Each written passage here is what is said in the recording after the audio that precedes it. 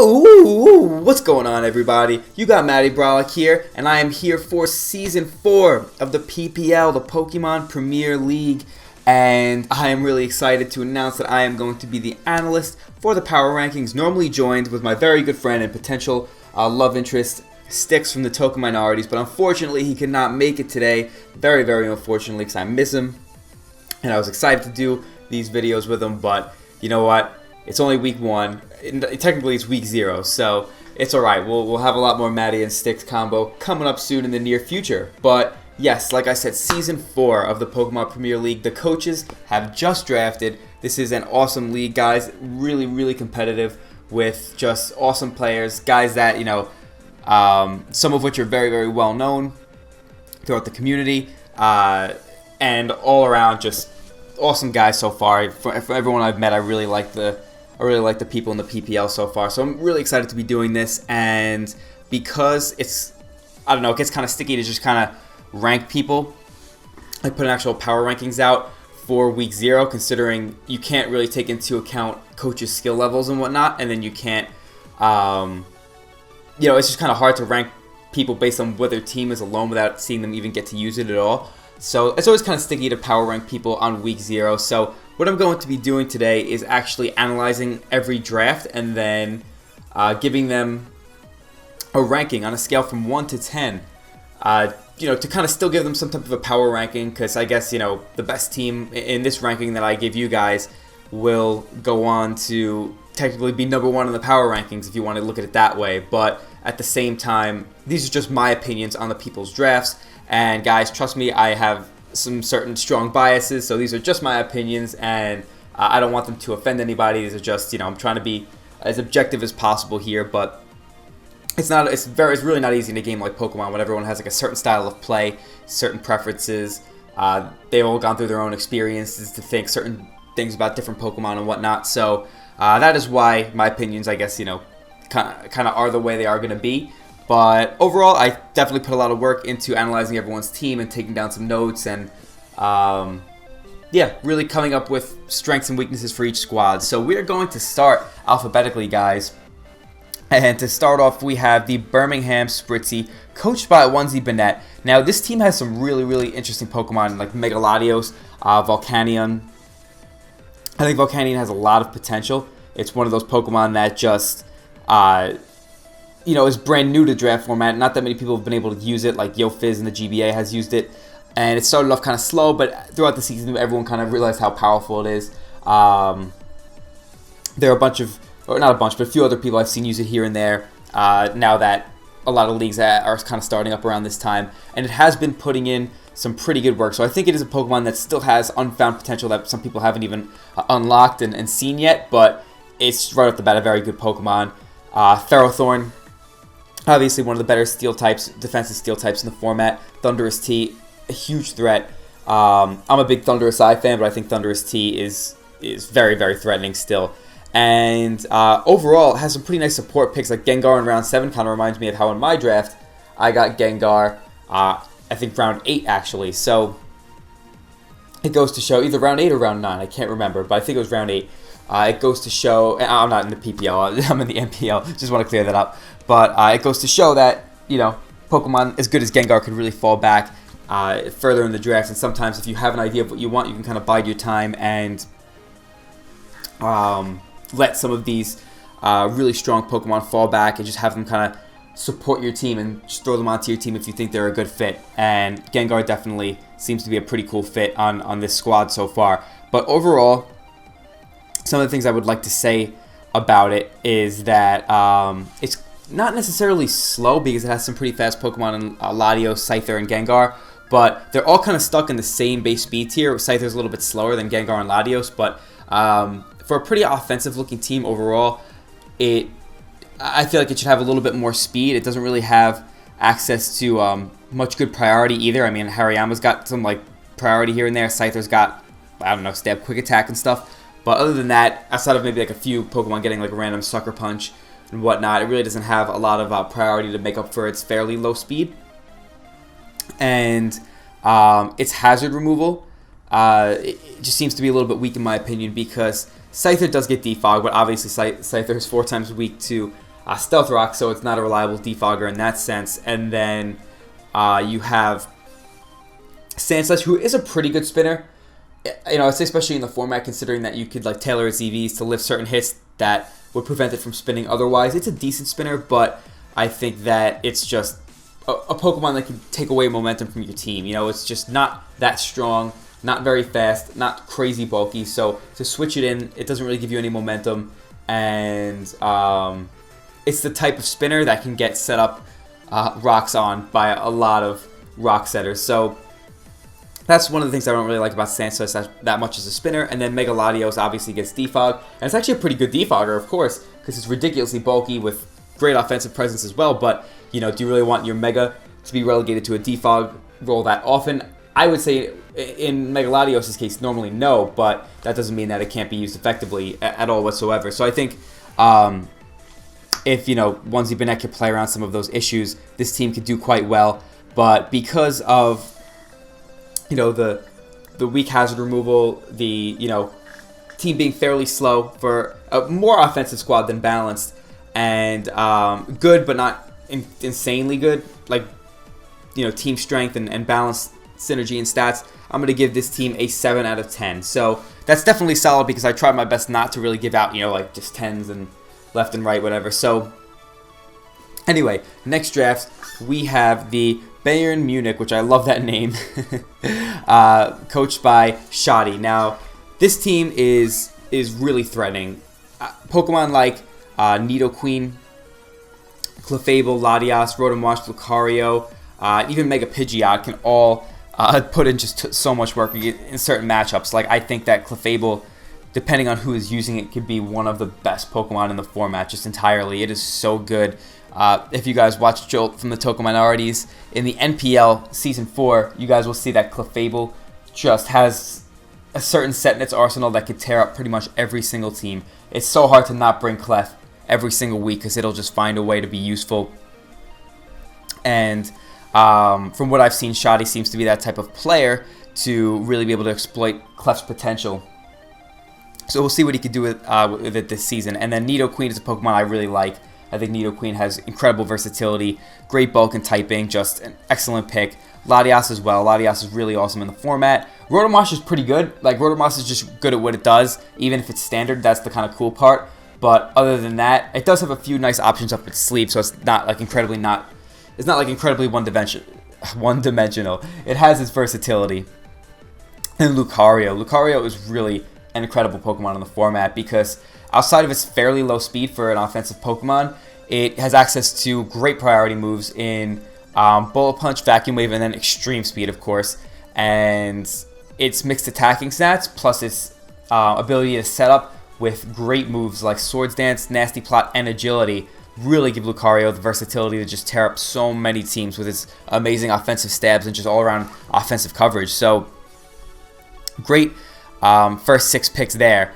And, or is that 5? That's 5. But then things like Sneasel, Gourgeist, Mega Pidgeot are all great picks. And the only ones that I think are really questionable here are Armaldo and Simisear. I think Armaldo, I could be wrong here, but in my opinion, it's one of those Pokemon that looks way better on paper because it has some pretty interesting stats, like some pretty good ones, and access to Swift Swim, which is cool because it could possibly abuse like a range strategy, but it just really isn't strong enough. It doesn't have good enough coverage, in my opinion, to really abuse the rain too well.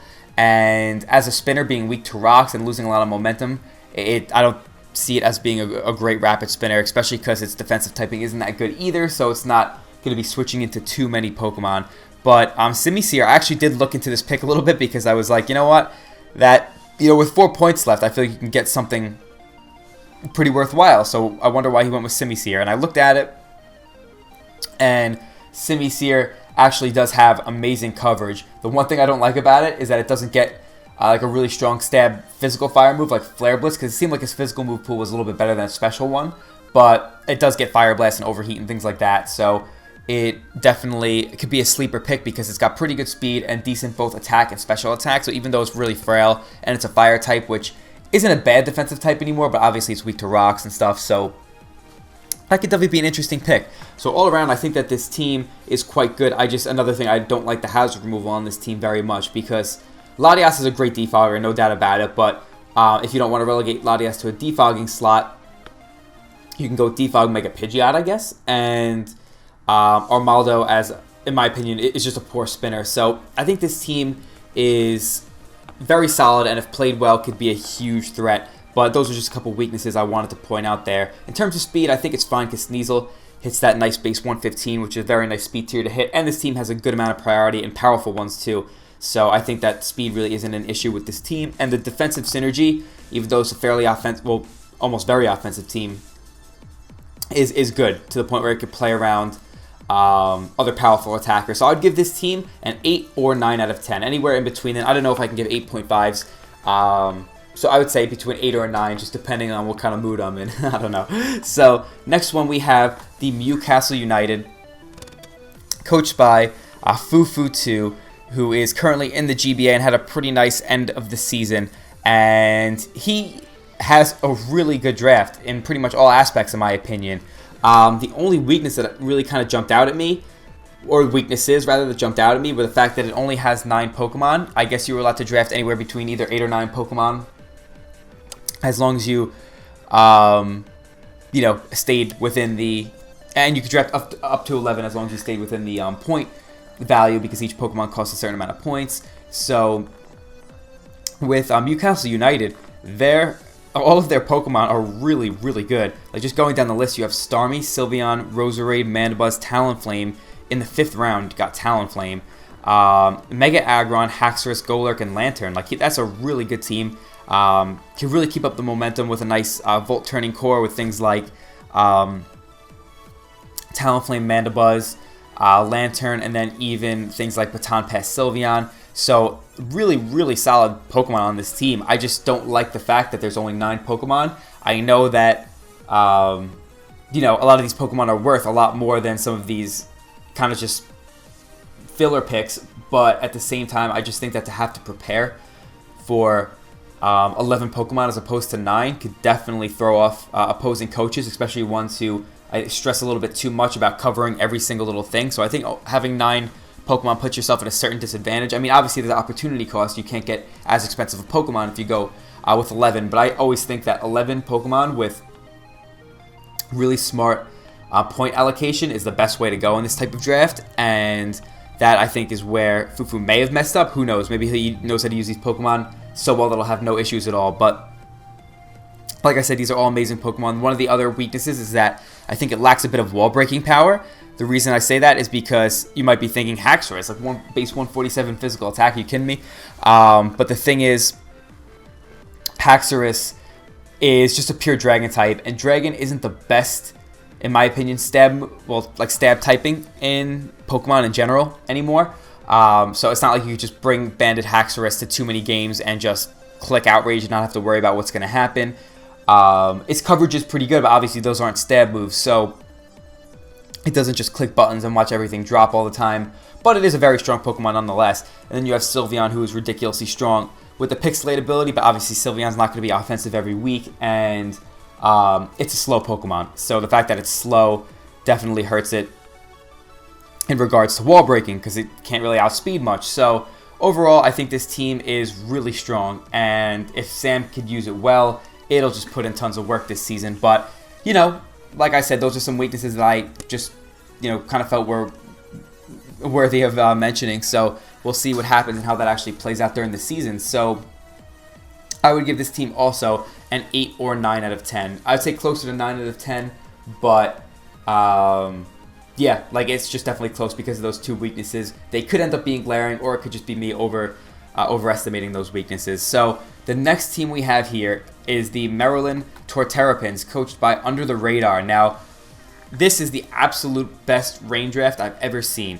And the reason I say that is because it doesn't even come close to relying on the rain. Like, when I was going down the list and I saw the first few picks, I didn't think rain until I saw Politoed, Kingdra, and Kabutops all coming one after one another.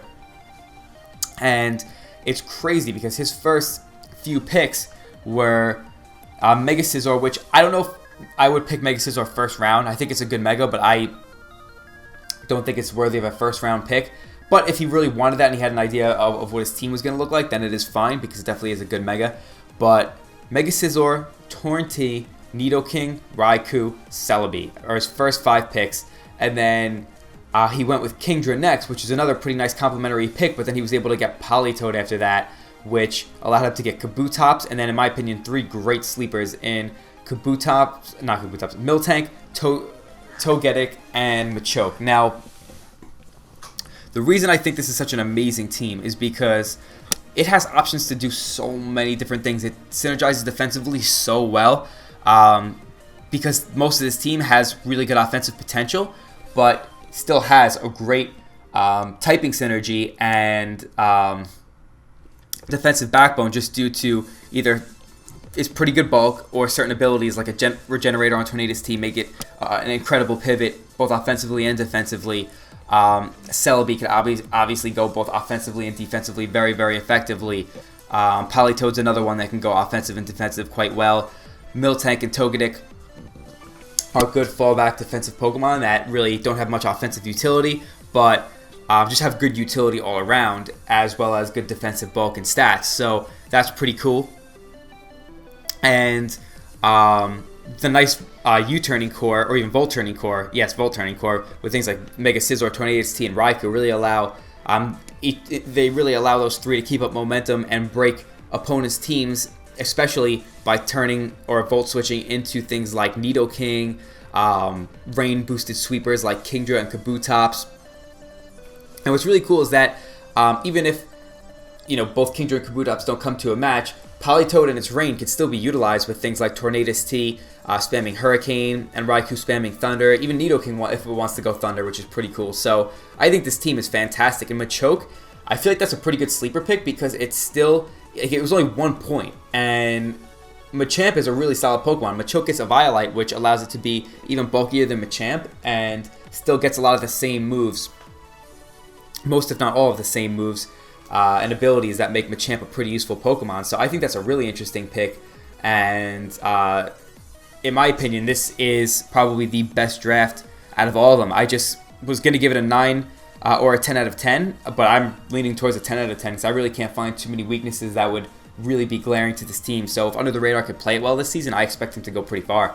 So going to the next draft here, we have the Parasect Germain, coached by Shroomraver. Now, this was like an interesting draft to say the least, with some nice late round picks in Meloetta and Ninjask. I think that Ninjask is definitely useful considering that its speed is ridiculous. It gets Infiltrator, which is very nice to hit behind substitutes, especially other fast Pokemon that may be sub. Ninjask will probably outspeed it. It's one of the better baton passers because it does have access to speed boost, and the fact that it is so fast and has access to speed boost allows it to be a pretty effective defogger, actually, because although it's 4 times weak to rock, it's just so fast that it could come in and outspeed almost everything to get a defog off, which is kind of cool. It's obviously not a reliable defogger defensively, but it can get that defog off if you really needed to, which is pretty cool. And one thing that I really didn't like about this draft is that there are 3 spinners on the team, and all aren't, I don't know, they're not, I mean, Hitmontop is a pretty good Pokemon. It's got pretty good utility, nice abilities, but it's just a pure fighting type. Lack of great offensive presence kind of lowers it a little bit, in my opinion. And Excadrill is obviously an amazing Pokemon and spinner, but then you have Torkoal as the last spinner, and that was picked round 8, which I never thought I would see Torkoal go around 8. That's really like a filler pick. And the crazy thing is about this draft is that not only did he not need a spinner, I understand maybe if he wanted a fire type, but he literally left 3 more points on the board after picking 11 Pokemon. So he picked all of his Pokemon and still had 3 points left. So with 6 points, if he didn't pick Torkoal, he could have picked something much better. That, I mean, I could look at the overall draft board and see if there are any better fire types left than, other than Torkoal, because I can't imagine that there wouldn't be anything that would outclass Torkoal with between 4 points and above, anything higher than 3 points. So I definitely think that was a kind of shaky pick. Mystery Viz I also think is kind of a shaky pick, especially considering that his team doesn't stack hazards that well. It's not like he really needed a nice spin blocker, but ghost types are nice to have. Mystery Viz has it gets very tricky Pokemon. It can definitely do some interesting things, but I don't think it's a great Pokemon. I don't know, I just feel like there could have been a better pick there, as well as with the Torkoal. And overall, this team just seems a little bit underwhelming because it doesn't have great offensive presence outside of Tyrantrum, which is like a great wall breaker, but Tyrantrum, in my opinion, doesn't really do as much work in practice as it does on paper from my experience and watching it, etc., etc. And I'm a big advocate on saying Mega Venusaur is overrated in the format. A lot of people think Mega Venusaur is like the best Mega in the format, or at least one of them, and I don't even think it's close, to be honest, because Mega Venusaur, yes, the argument is that it's got a good, well-rounded, it's got a good, well-rounded base of offense and defense with even decent speed. And very few weaknesses, so just great defensive synergy with pretty much any team it's on. And while those things are true, Venusaur is pretty one-dimensional, whether you want to look at it that way or not. Yes, it gets some pretty nice moves in like Leech Seed, Knockoff, Synthesis, Curse, but a Curse Venusaur is really, really tough to pull off because you have to go mono-attacking basically, unless you're just really not worried about your opponent burning you or anything like that. So that's kind of annoying. And, Venusaur is not that fast, and it doesn't have reliable recovery, and even under weather conditions, its Synthesis won't even recover more than 25%. So it's one of those Pokemon that even though it's really bulky, if teams really key on it, it gets worn down really quickly by hazards, weather effects, chip damage, etc., to not be that huge defensive behemoth that everyone thinks of it as.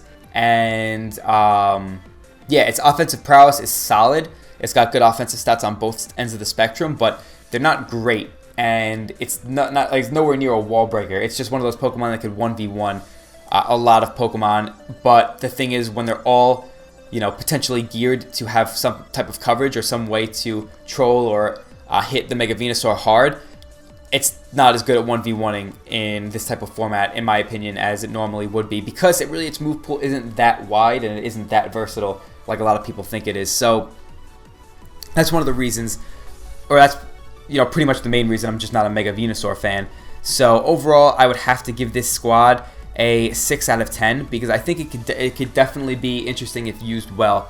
But overall, I just am not a huge fan of it, considering the fact that some of the picks are kind of redundant, and Mega Venusaur was one of his biggest picks, and I just don't think it's nearly as good as a lot of people do give it credit for. So now for this next squad, I was kind of torn on how I should rate it. We have the Pittsburgh Pyroar, coached by Slyro. Now, this team has absolutely amazing Pokemon like Victini, Tyranitar, Cresselia, and even Togekiss. But then from there, it's just like a pretty big drop-off in my opinion. It does have Breloom as a late pick in the 8th round, which is pretty crazy, but other than that, it's way too slow for my liking. That's maybe a bias of mine, but I think speed is really important to have in these types of formats, because to be able to outpace certain things while, still being able to cover all your bases is very, very nice. Just having speed control is very important in any type of format, in my opinion.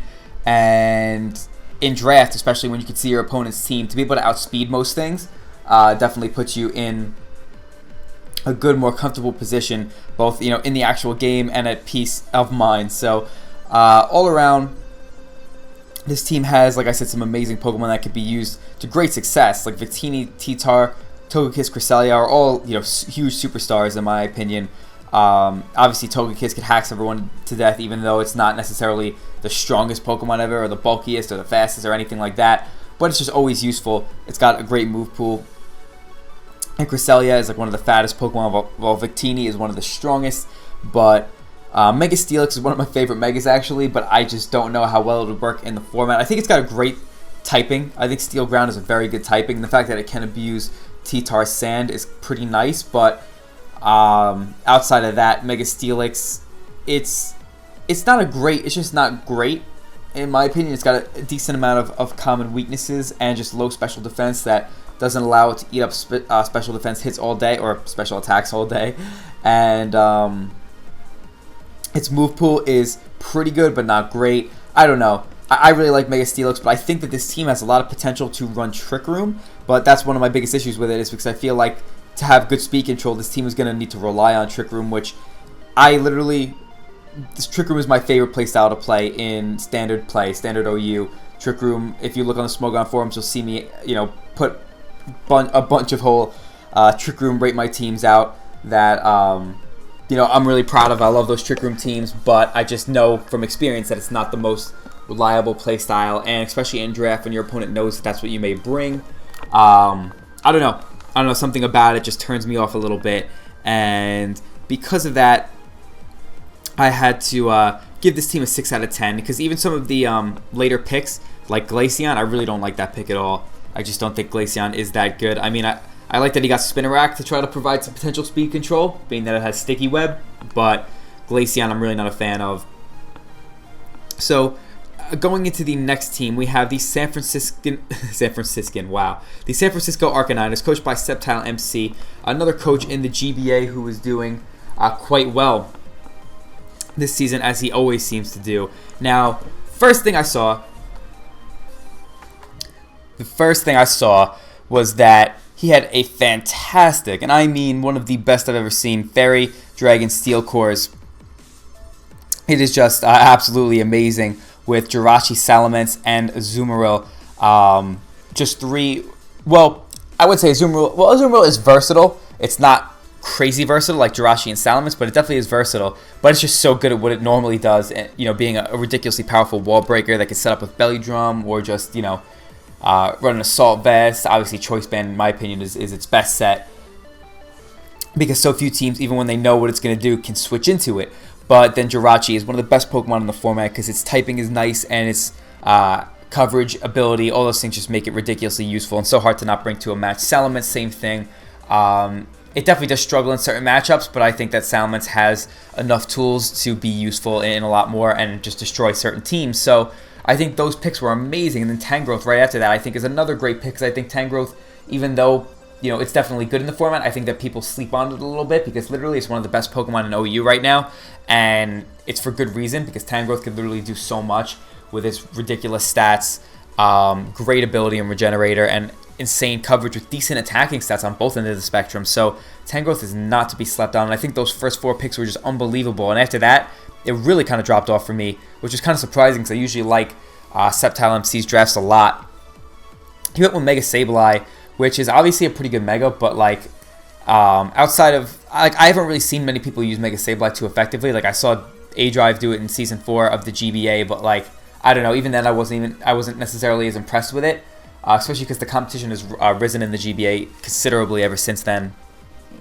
So I don't know if he would have been able to do the same things with it nowadays, but the Mega Sableye is usually a lot more solid on semi-stall to stallish type teams. I mean, it can work on balance, but I know George, and he likes to play more offensively, and his team is definitely a more offensive draft. It obviously has good synergy and pretty good bulk, but good natural bulk, but a lot of his Pokemon aren't necessarily defensive Pokemon. So for him to pick Mega Sableye on a more offensive team is a little bit weird to me, especially when he's not crazy weak to hazards, where he would really need to utilize the Magic Bounce ability. But Mega Sableye does have a lot of options. His move pool is surprisingly good, so he could definitely make good use of that, knowing the type of player he is. But the Manectric pick is kind of odd to me. I don't know. I guess it is a fast Volt Switcher, and fast Electric types have been notorious to be good in the format. And it gets fire coverage, which is really, really useful for Electric types, considering that a lot of them have to rely on Hidden Power Fire or Focus Blast and stuff to hit steals. But other than that, I don't know. Manectric's just really frail. Its speed isn't great, and its power also isn't great. So I don't know if I love that pick, but I definitely think he can make that one work. But Typhlosion, that one I don't really know as much, because I love Typhlosion. I think it's a really cool Pokemon, and it's pretty powerful with Eruption. But other than that, it just only has one stab typing in Fire, and its other coverage is pretty good, but not amazing with its not great power. And its speed also isn't fantastic. So his team is also kind of slow, in my opinion, because he has a lot of Pokemon sitting around the 100 base speed tier. Manectric being his fastest at 105. Hitmonlee is one of the Pokemon that could, utilize speed strategies with Fake Out plus Unburden and stuff like that. But outside of Hitmonlee, that he really just does not have great speed for a fast and offensive team. So I think Crustal's a pretty interesting last pick, but overall, just not as impressed with the SceptileMC's draft as I usually am. So I'm going to have to give this one a 7 out of 10. Now next we have the Thunderbolton Wanderers, coached by Paulie Mack, and this is a really, really scary team. The first 6 Pokemon are ridiculous. I'll just read them off to you real quick. You got Latios, Manaphy in the second round, wow. Latios, actually that's not too crazy, but it's pretty crazy. Latios, Manaphy, Zapdos, Registeel, Emboar, and Crocodile. All the first 6 picks with, what are in my opinion, some really nice sleeper picks coming after that. You have Hitmonchan, Garbodor, and Mega Audino. Mega Audino is definitely a really nice Pokemon in the format because its move pool is really good. I think its biggest issue is that it doesn't have reliable recovery outside of Wish, which kind of doesn't force it, but definitely encourages it to run Protect. A lot of the time, it wants to run Wish, and it can't hold leftovers, things like that. But its bulk is really, really good, and it's got just a nice move pool, and it completes its nice Fairy Dragon Steel Core, which definitely is useful for the team. But overall, I think that Mega Audino, while not a very good Mega at all, is definitely better in the format than it is in standard play, and can definitely fit this team pretty nicely. As Hitmonchan, although it's inferior to both Hitmontop, and Hitmonlee, in my opinion, I do think that it is pretty interesting because it gets access to all the elemental punches and just a pretty good offensive move pool with Iron Fist to allow it to hit pretty hard, have pretty strong priority, while rapid spinning, and even being a decent Assault Vest user, things like that. Hitmonchan just can find itself useful in a lot of matches, which is cool. And then Garbodor is a really good sleeper pick in my opinion because it's got that poison typing, which can allow it to both set toxic spikes and also absorb them. And it's got a really nice move pool that's a lot more versatile than most people would expect unless they know it pretty well. So I think Garbodor, also its stats are a little bit surprising too, it's way faster than most people would expect.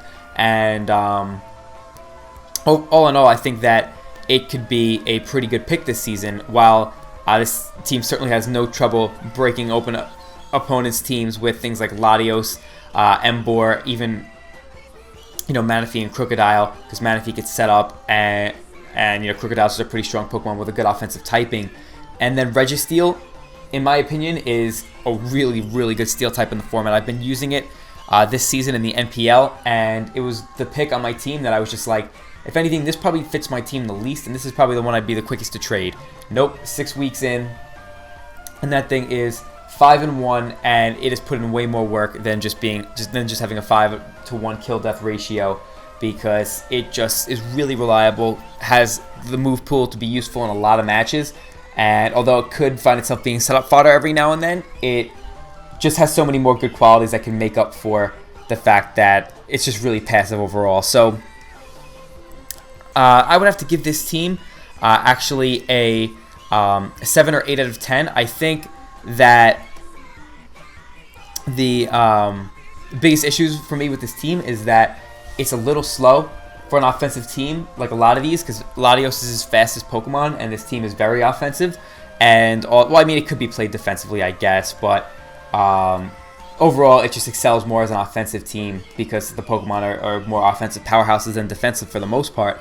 And also, it's missing out on 2 Pokemon. It's only got 9 Pokemon out of 11, so that takes away from its options pretty heavily. But because this team has so much star power, I think that it could definitely be played around and probably be closer to an 8 out of 10 in my opinion. But anyway, going on to the next pick, we have the Tampa Bay Luxrays, coached by Monatui. Now, just all I can say is that this was an excellent draft. I think the first 3 picks are incredible, especially the Mew and the Thundurus. Terrakion is very good, but I definitely would think Thundurus is a bit better than Terrakion. I think Thundurus is just one of those Pokemon that can break open almost every team with ease.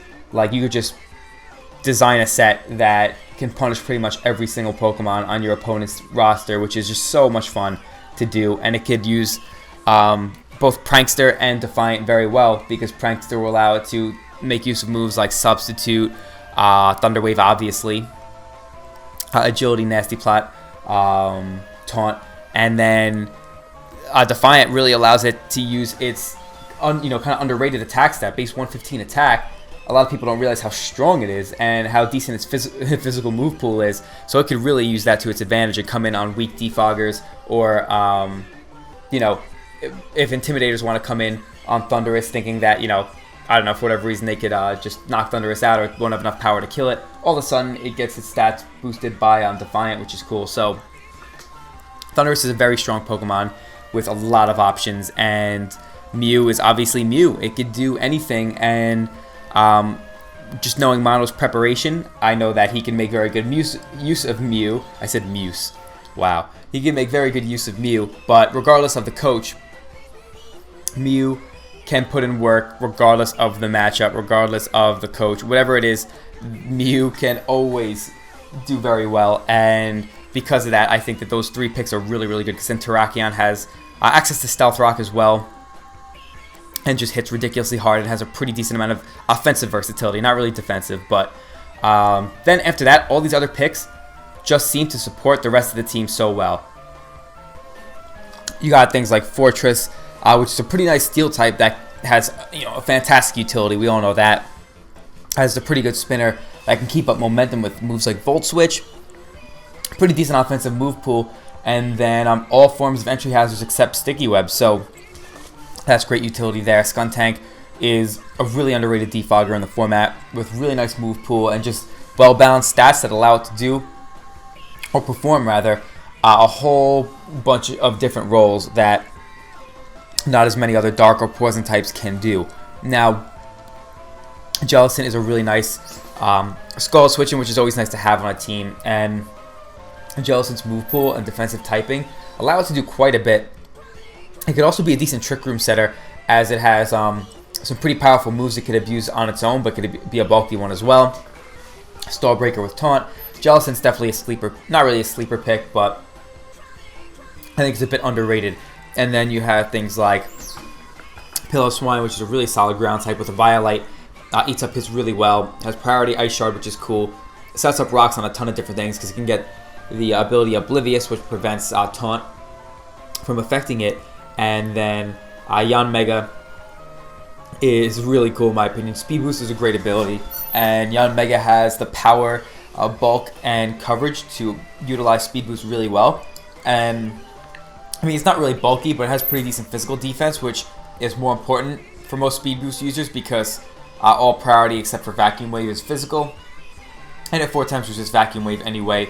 So to be able to not be so picked off by priority easily is a really useful trait for a Pokemon like Yanmega. Now, he actually picked Abra as his last pick for 1 point, and that's a really smart 1 point pick in my opinion, because for those of you guys who are not familiar with Abra's stats, it has base 90 speed, which is not terrible, and base 105 special attack.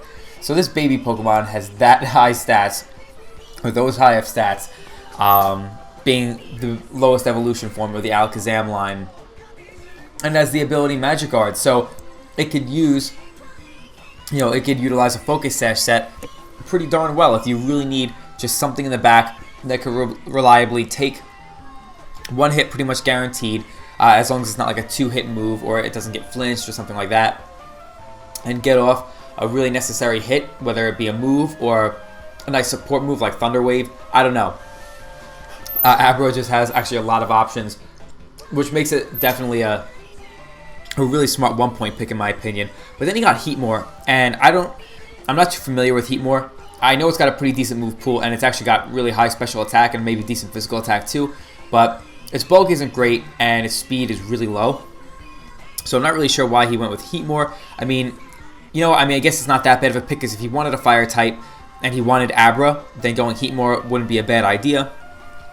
But overall, I just don't really think Heatmore is going to do too much this season, but I hope he proves me wrong, because that would be definitely cool to see Heatmore to do well. But overall, to give this team a ranking, I would have to go with 9 or 10 out of 10. This team is just incredibly solid, and if it is played well throughout the season, then I cannot imagine it not being one of the top teams in the PPL Season 4.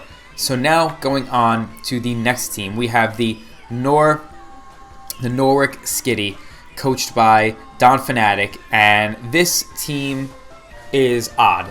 There's no other way to put it really for me other than odd. So Mega Gallade as a first pick is kind of interesting in my opinion because Mega Lopunny and Mega Medicham seem to have gone undrafted, and while I don't think Mega Medicham is one of those Pokemon that has to go in every single draft, Mega Lopunny seems to really be proving itself as one of the better Megas in the format. It's just really reliable and easy to use, whereas Medicham also, is pretty easy to use, but it's not necessarily the most reliable because of its speed and kind of subpar defensive typing and bulk.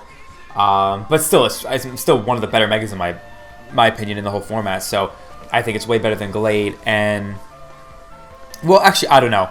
In the format, Gallade actually is pretty darn good because it does have some really nice moves, things like Will-O-Wisp, Trick Room, I don't know, some nice moves that Gardevoir gets, Taunt, which is definitely cool, but I just think Medicham outclasses it because it is just so strong and way harder to play around, and has access to things like Baton Pass too, which I think is huge for a Pokemon like Medicham because the few things that could switch into it or pressure it, you could just Baton Pass right out of it to something that does pressure it and pressure the rest of your opponent's team, keep up nice momentum, while Medicham just kills everything that it does hit pretty much. So I think that Mega Gallade isn't really a first round pick worthy, regardless of whether it can outclass Medicham or not. But then Skarmory as a second pick, Skarmory has a lot of options, and it's definitely one of the better defensive Pokemon in any format that it's used in pretty much. I mean, you don't see Skarmory in VGC, I don't think, but in standard Smogon play and the draft,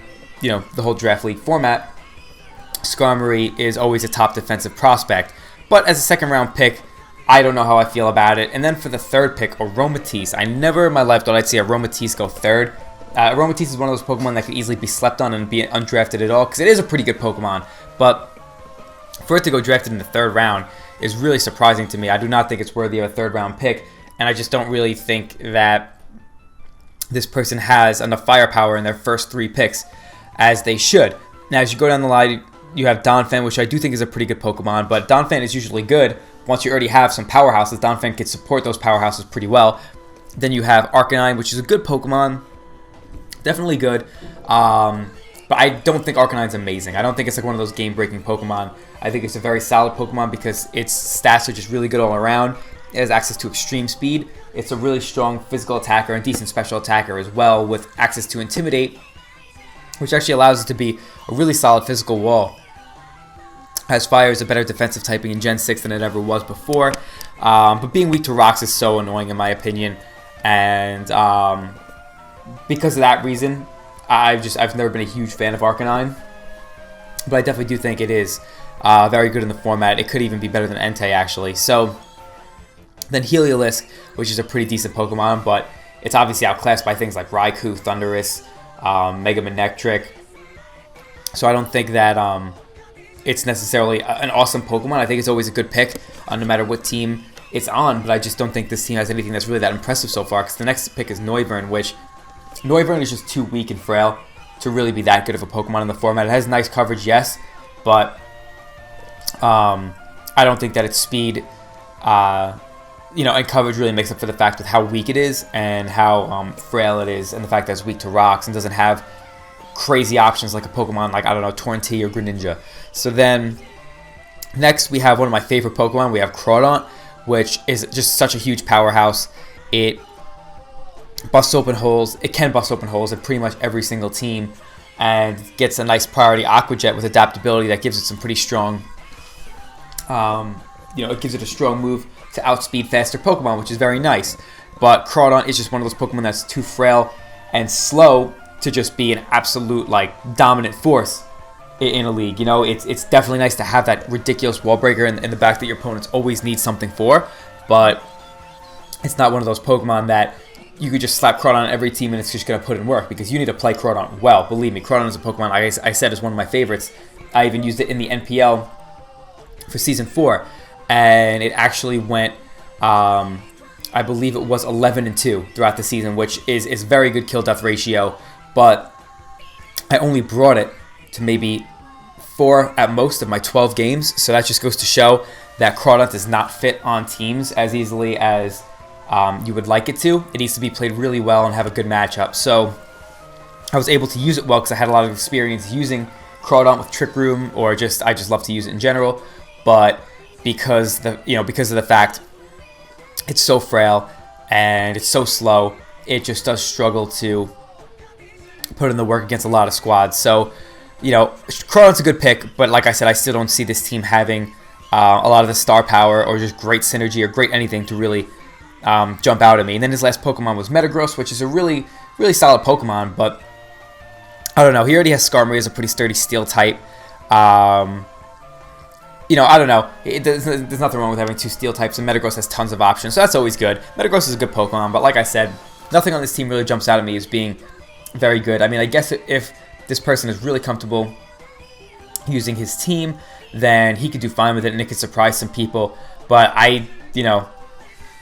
the fact that it only has 9 Pokemon, on top of the fact that I don't feel like it has many superstars or really tons of star power and firepower, I just have to give it a 5 out of 10.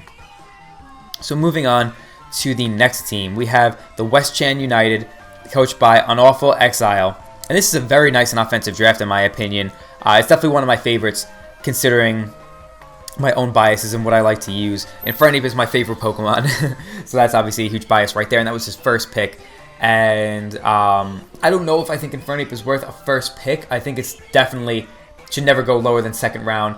But it is a Pokemon that looks so good on paper all the time, but doesn't always put in as much work in practice. From my experience, being that I've had it, I had it in the MPL Season 4, and now I still have it in MPL Season 5. And although my team is doing pretty well, Infernape hasn't been it's been solid, but it hasn't been a superstar or anything like that. So, just from my experience, Infernape looks better on paper a lot more times than it actually works in practice. But obviously, it's just so good that it could always be useful in a match, and its options are pretty much unlimited. So Infernape is a very solid pick.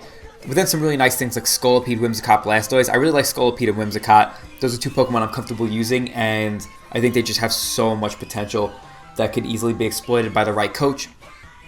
Blastoise is a decent spinner, not great, but it's just very solid all around. Licky Licky is a really, he picked it really early. That's a 5th round pick.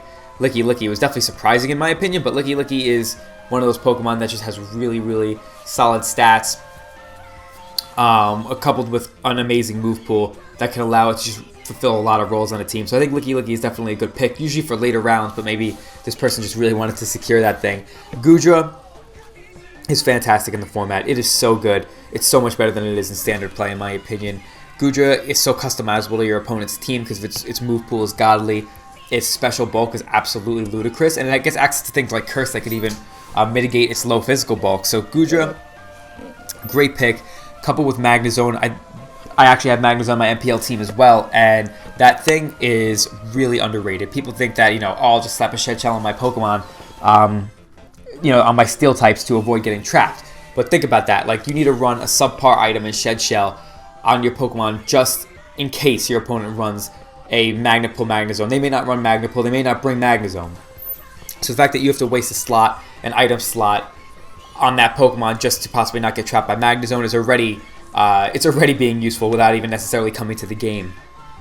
And its stats and EVs and everything are so customizable to take certain hits. It just really is a Pokemon that can reliably do certain things, I've learned, and whether it's in standard play or the format, it's just an underrated Pokemon in my opinion.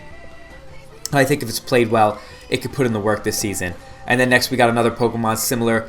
We got Uxie, something that's ridiculously versatile. A lot of people will say it's like a poor man's Cresselia or a poor man's Mew. It gets just a fantastic move pool, and it's an insanely bulky Psychic type. It's got Levitate, so that's pretty similar to Cresselia, and with the its stat spread is so similar to Cresselia's as well. But it does have some interesting moves that Cresselia doesn't get. One of them being U-turn, which is really nice for keeping up momentum, being such a bulky Pokemon.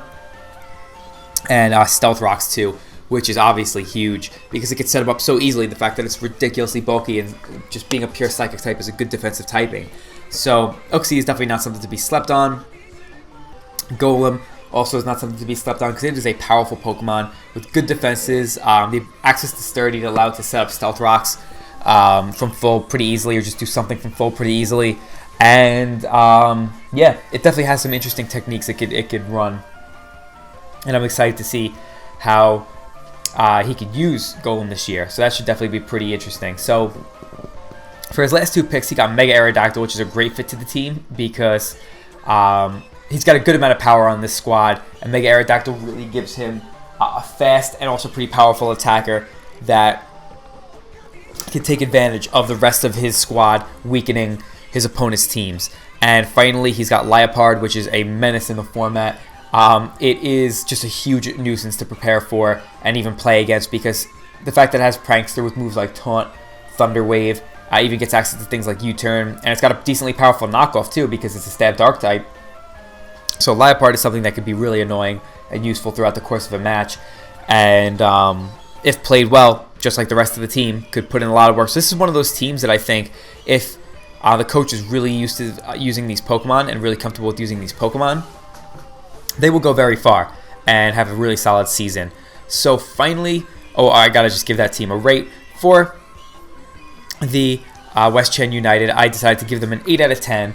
Just really solid team all in all, and lacks a little bit of firepower and star power in my opinion, but can definitely be played around with the really, really interesting combination that they have. So finally, for our 12th team, we have the Eterna City Enders, coached by Necro Stevo. This was a very cool draft. It leaves a lot of room for creativity, which I love, and I cannot believe that he was able to pick up Weavile in the 6th round. Weavile rarely ever gets past the 1st round, and to see it, get drafted in the 6th round is pretty crazy because that's one of those Pokemon that if I saw it in the 4th round, it didn't fit my team at all, I'd be like, Weavile. Weavile's just so good. It doesn't matter if Weavile doesn't need to, be a perfect fit for a team to fit a team, if you know what I'm saying. Weavile just comes in, clicks Knockoff, clicks High School Crash, and things do not switch into it very well at all. So the fact that it's got ridiculous speed, a decent amount of options, and just really good power with a stab typing that is so hard to switch into, Weavile is a phenomenal choice. And the fact that he got it in the 6th round after he already got pretty solid mons like Garchomp, Mega Blastoise, normal Gardevoir, Rotom-Mow, that is definitely a pretty solid start to his draft. And I like the rest of his picks too. Magneton is a really, like I was talking about Magnezone before, Magneton's pretty similar, and it is actually a little faster than Magnezone too, so it could pull off a Scarf set a little more effectively in my opinion. Rhyperior is a really solid Pokemon in the format because its EVs and sets can be tailored really well around what your opponent has. It can take hits really well on both sides of the spectrum, even though its special defense is so low, because obviously you could use Assault Vest, or you could just go with a lot of special defense, and the fact that it has Solid Rock allows it to take certain hits it normally would have no shot at taking, or taking very well, so much better. The fact that it reduces the power of super effective moves. But then it also has some pretty interesting offensive options as well, as it could run things like, Rock Polish fairly well because it gets set up on so much because due to its ridiculous bulk. Its offensive coverage is insane with moves like, Edgequake, which already has perfect coverage, Stab Edgequake rather, and then the Elemental Punches. It gets Mega Horn, Iron Tail, just so many cool moves that make Rhyperior a huge threat, and obviously it's a really solid Stealth Rock user. So Rhyperior is awesome in my opinion. I think that having it for 6 points is really underrated. But then the next Pokemon you have Primeape, which is not a bad Pokemon in the format. I think anything with Defiant can be useful because it always forces your opponent to be careful when wanting to defog, which I think defog is so much better in the format than it is in OU, because you don't need to worry about all the common things that punish defoggers on every single team. For example, like if the Lotties want to run defog in OU, there's always things like Clefable that could come in. There's always things like Spidef Jirachi that can come in and just set up rocks again while punishing, the Lotties with either a Thunder Wave, a U-turn, getting good damage off. You get Bisharp that comes in and punishes their defog with Defiant. So because you don't have to worry about that on every team, I think defog is so much better in the format than it is in standard play for the most part, especially standard OU. But and in that case, that helps Defiant Pokemon in the format just gain a little bit more use, because something like Primeape has to force your opponent to worry about a Defiant Primeape coming in with a Choice Scarf and just kind of sweeping through the rest of the opponent's team. Because 105 base attack coupled with close combat, which is an insanely strong move, is definitely something that's pretty scary and could be put to great use at +2, believe me. So that's pretty interesting. It also keeps up nice momentum with U-turn, forming a nice Volt turn core with things like Rotom-Mow and Magneton. Then you have Volcarona, which is that type of Pokemon that can counter team pretty much everyone, considering that Quiver Dance plus 3 moves should be enough to hit pretty much everything on a certain team very hard, except for maybe, I don't know, Chansey and Blissey. But Volcarona actually is a lot more versatile than a lot of people give it credit for. It's got really solid stats all around. Like, its defensive typing really isn't as bad as it seems a lot of times. And, you know, outside of the fact that it's 4 times weak to Stealth Rock, Volcarona can be just, you know, a nightmare to face, because it's hard to stop it from setting up if you don't have rocks up on the field. And it can also just break walls, being that it's so powerful. Base 135 special attack with moves like Fire Blast and Bug Buzz is no joke. So Volcarona, fantastic Pokemon. I haven't seen it used that effectively in the format, but it is a really solid counter-teaming Pokemon, kind of like Manaphy, just not nearly as good in my opinion. But not like it's crazy far off, it's just Manaphy's one of the best. Then finally, the Enders picked Golbat, and I think Golbat's pretty useful because, you know, Crobat is a great Pokemon in the format, and Golbat with Eviolite is bulkier, so that's pretty interesting. It gets pretty much all the moves that Crobat gets. It's a really solid defogger, which is cool because other than that, this team does not have a defogger. They just have Mega Blastoise as a spinner, which is one of the best spinners in the format by far. But in case he doesn't want to use Mega Blastoise that week, or he just wants to go 4 attacks, or just not run Rapid Spin on Blastoise, or even want to go Rapid Spin and Defog, it's cool to just have a really solid bulky defogger in the back like Golbat. And Golbat gets some pretty nice moves like Taunt and Super Fang that allow it to troll, you know, some bulkier Pokemon due to the fact that it is not very strong on its own.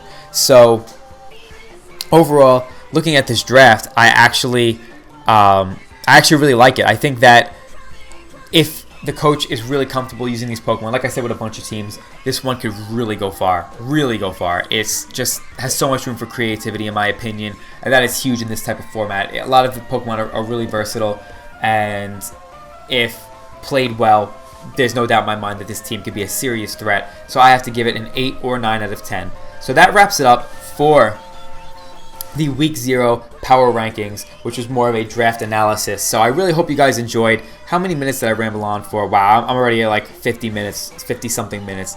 Jeez, I gotta stop myself. But yeah, that was definitely fun to rank those teams. We've never really done anything like this before, but it was definitely pretty enjoyable. And I'm curious to see how my rankings actually, or my ratings actually turn out after, you know, the next few weeks, once we kind of see how each team is doing. So I am definitely excited to see the games and the season start to play out. But yeah, let me know what you guys think in the comments. You know, whether you think I completely messed up on some rankings, or if you think some of them are pretty accurate. You know, like I said, I tried to not factor coach's skill into the equation because it's just kind of unfair that way, especially because I don't even know some of the coaches in this league very well. I haven't seen some of them play, so that would be really unfair to them. So I tried to do my best to stay unbiased, but obviously I have certain biases on what Pokemon I think are good and not. So there will definitely be huge biases there. But overall, I had a very good time ranking these Pokemon. I hope you guys all enjoyed this video. Definitely stay tuned for more power ranking videos. We will have my good buddy Styx joining in, at least most of them. And we will be having a good time here. That I could promise you. So with that being said, hope you guys enjoyed the video. Definitely check out the PPL channel as well as the rest of the coaches. And most importantly, have yourselves a fantastic day. Later.